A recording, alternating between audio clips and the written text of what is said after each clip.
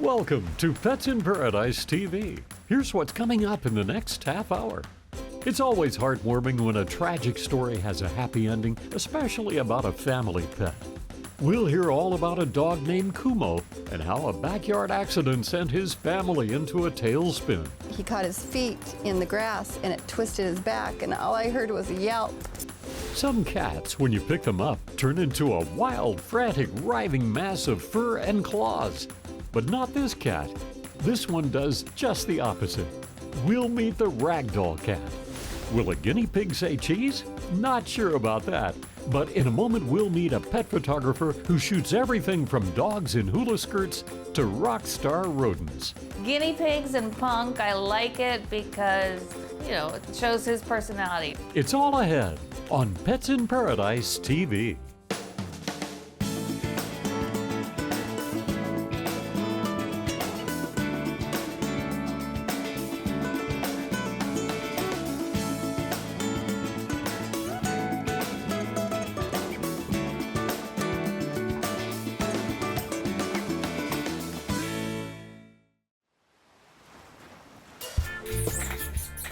You know your pet is beautiful, but getting that beauty captured on film is a whole different story. In this segment, we follow one of Hawaii's top pet photographers to learn what it takes to get a good pet photo. I'm Lonnie Sanders. I've been photographing pets since around 2008 exclusively. I've done over 1,000 pets. With that much experience, Lonnie shares a few easy tricks that you can use to get the perfect shot. And it's something I just fell in love with, and I couldn't stop. I loved it. I found my passion, and I'm happy to keep working. And if you actually duck behind me, like you're hiding, his eyes will come down to perfect. Lonnie's first tip, get down and get eye level with your pet. I was doing a Paws in Paradise calendar, and what that is, dogs showing the beauty of Hawaii, and we want everyone to have an aloha theme. A successful picture is one that conveys character. You can use a treat to motivate your pet to do his favorite trick, or one that captures his personality. And what's a photo shoot without an outfit, right? Picking props that go with the outfit and help make the photo pop. There's a giant ominous cloud behind us, so time is of the essence. We'll go towards the light. But even with the perfect outfit, treats, and setup, pet photo shoots might not go as planned. The day of the shoot, the weather was a little iffy. We got there right in time. There was a storm coming over. We actually had to run from the clouds to keep the light. It was really exciting. I can put that behind my head so he looks down just a little. But we pulled it off. Despite the weather, the photos turned out great. But if you thought that was hard, let's see Lonnie work her magic on a pet that doesn't do tricks and doesn't wear outfits. Today we're shooting Rupert. He's a really cute little guinea pig. He's got crazy hair, and his owner, Carrie, wants to make him into a punk rocker. And he looks kind of punk, so we'll see how it goes. Rupert is funny. He loves peppers more than anything. And I have a 6-year-old Weimaraner as well, and they play together. Cuddles. He'll cuddle with you. Humans aren't the only ones that get camera shy. Pets can get nervous too. Pet owners should stay close, and treats should help the pets relax.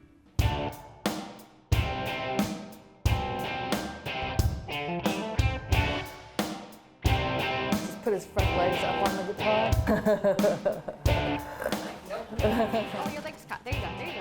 You don't want to overdo it either and stress out your pet. It's okay to take a break.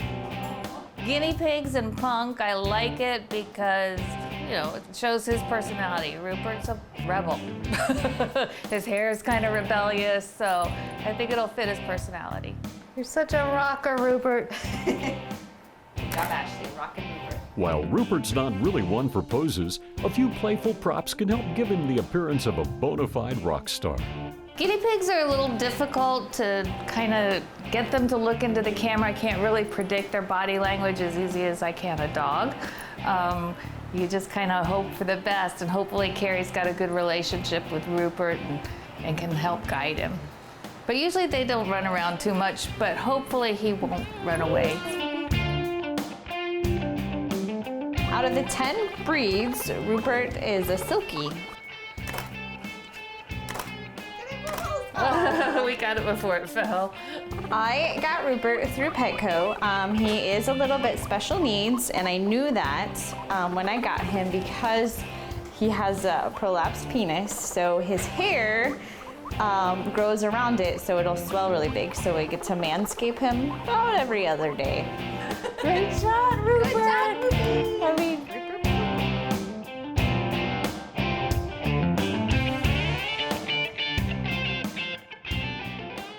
he's a joy. Like, he's so funny and definitely has his own personality. He loves to play. He loves to play with our dog. He loves to cuddle. We're good to go. Yay! Good job, Rupert.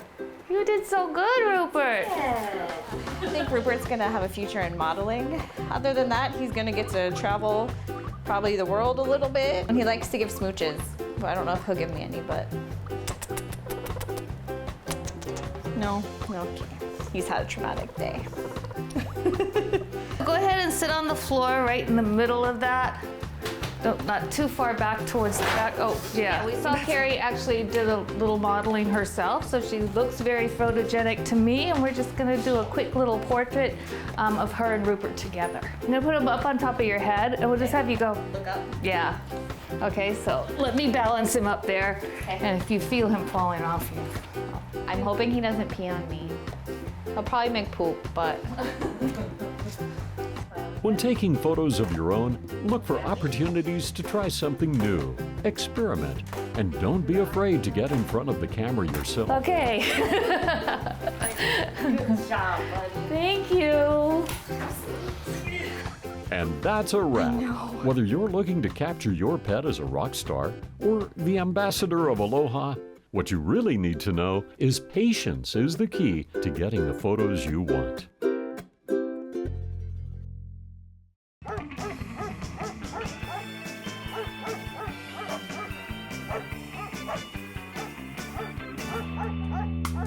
A guinea pig is often confused with a hamster. They're both cute. They both make good pets. Are they actually the same animal? We'll find out right after this.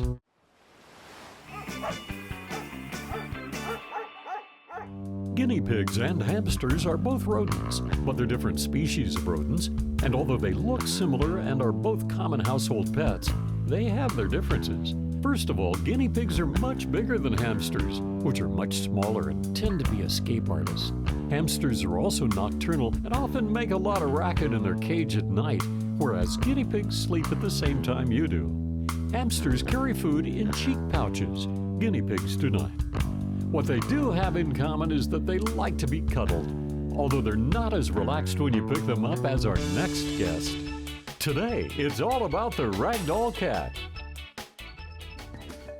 One of the most distinctive breeds of cats is the Ragdoll. It looks somewhat like a Siamese or a Himalayan with blue eyes and distinct color points, but its odd behavior is what makes it stand out. What's odd compared to most cats is that the Ragdoll goes limp when you pick it up, hence the name. The breed was developed in the 1960s by an American breeder, Ann Baker, who liked the look of the cat and its great personality and its tendency to go limp when held. Baker liked the breed so much, in fact, that she kept it to herself, forming a Ragdoll group apart from any other cat registry association. She even trademarked the name Ragdoll, and it wasn't until after her death, when the trademark expired, that the name became available to other breeders. Today, the Ragdoll is recognized by all the major associations and is popular both in the United States and in Great Britain, where it was imported. The Ragdoll is one of the largest breeds of cats, weighing in at 8 to 15 pounds for a female and a whopping 12 to 20 pounds for a male. They're slow maturing and don't reach full weight until they're 4. They are considered semi-long-haired and come in a half-dozen colors, including white, red, chocolate, blue, lilac, and cream. Their points consist of one darker color at the extremities. Their coats, even though fairly long, don't have much of an undercoat, which makes them less likely to tangle and mat. They shed about the same as any semi-long-haired breed. As for health issues, Ragdolls join the Siamese in having the lowest survival rate of any cat breed, with only 63% living to 10 years or older. Issues include urinary problems and heart disease. The Ragdoll's personality is considered dog-like. It's not uncommon for them to run and greet you at the door, follow you around the house, and some can even fetch, much like a Siamese. But their most unusual personality characteristic is their tendency to collapse in the arms of anyone who holds them, even if they're on their backs. They're not excessively vocal cats, but will ask you politely for a snack in a soft voice when they're hungry. Ragdolls are fun to play with and seldom extend their claws when playing. They don't mind being dressed up in costumes or riding in a baby stroller. They get along fine with other cats as well as cat-friendly dogs. Some Ragdoll owners say that if a dog is man's best friend, then the Ragdoll must be man's best companion. And now you know all about the Ragdoll cat.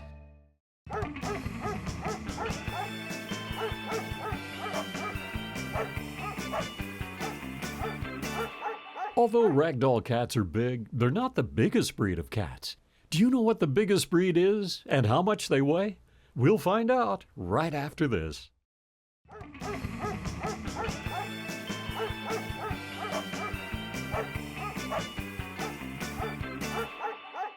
A male Ragdoll cat generally weighs 12 to 20 pounds, but that's nothing compared with a Savannah cat, which typically weighs around 30.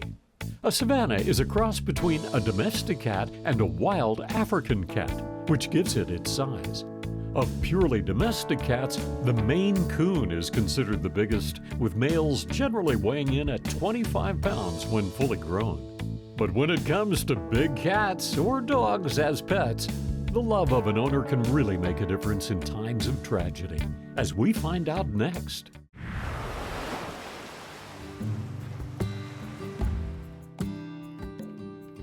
Losing a pet is hard. Moving on to a new pet can be even harder. In this story, we witness one man's healing heart and one dog's determination to walk again. It all started with this puppy. We knew that if we did not take this dog, that it was going to be his last option of a rescue. I had a Rhodesian Ridgeback when I was a kid, full-bred, AKC registered dog, and I've always liked the breed. It had been 2 decades before I was able to get Kumo. I just couldn't bring myself to having another one after I had him. Jonathan had his first dog for 11 years, but sadly, medical problems forced him to put the dog down. John was a little leery about, I don't want to get that connected to a dog again and have something happen. It took, let's just say it took 2 decades before I could get another dog. That's part of the reason I wasn't too keen on getting another dog. But I have no regrets. I think he likes to just do what I like to do, or likes doing what I'm doing, hanging out. And he's not my dog anymore. He's his dog. He is my best friend. Yeah, right. Yeah, he is my best friend. Besides me. Well. This second forever friend grew up into everything you could hope for in a dog. Then suddenly everything changed. I came home from work on that evening, and John was throwing the tennis ball down the driveway for the dog. And we were throwing the tennis ball back and forth down the driveway, and we'd bounce it, and he'd jump up in the air. And John threw one low grounding ball. Kumo would usually get to the ball and overrun it, and then his back would come up, and that was quite often for him. But as he hit the ball and overran it, he caught his feet in the grass, and it twisted his back, and all I heard was a yelp. And I look over, and he's down on the ground, and he's dragging his back legs. John ran over to him, and he was dragging his legs on the ground, and I said, just, lay with him on the ground. And he's either paralyzed or, something's wrong here. Wasting no time, the couple did the right thing and rushed Kumo to the vet.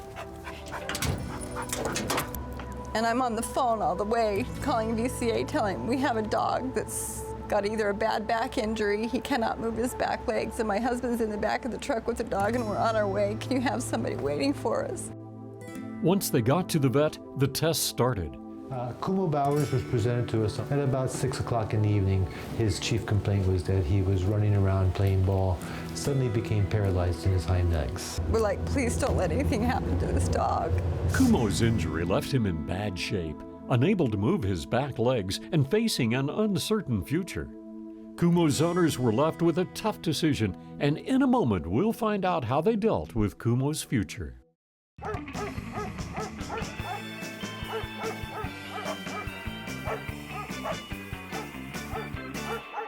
Spinal injuries in dogs are not unusual. In fact, they're in the top 10 when it comes to common dog injuries.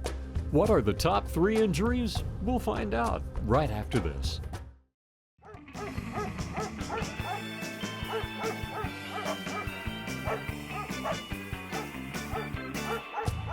Spinal injuries are the 7th most common injury in dogs. The top 3 are soft tissue trauma, that's a bruise or contusion. The second is a minor ligament tear. And the 3rd most common injury in dogs is a bite wound or laceration. Some injuries to dogs may seem minor, but a visit to the vet is a must to make sure there aren't other less noticeable problems. Let's get back to Kumo, the Rhodesian Ridgeback who was healthy and physically active at one moment, but then suffered an injury while playing an innocent game of catch and was left partially paralyzed. Kumo's owners rushed him to the vet where tests began, but the problem was not easily diagnosed. Life for Kumo's owners was suddenly turned upside down. So Kumo was admitted into the hospital that night, was started on medical therapy for paralysis. A dog's spine is highly sensitive.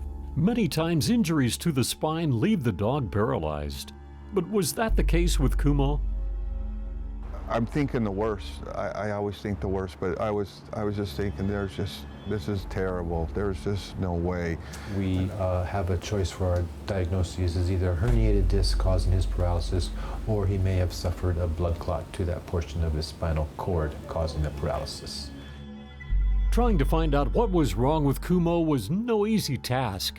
It didn't take hours, it took days. The couple had no choice but to wait. We came home and we both were like, there's no way. Yeah.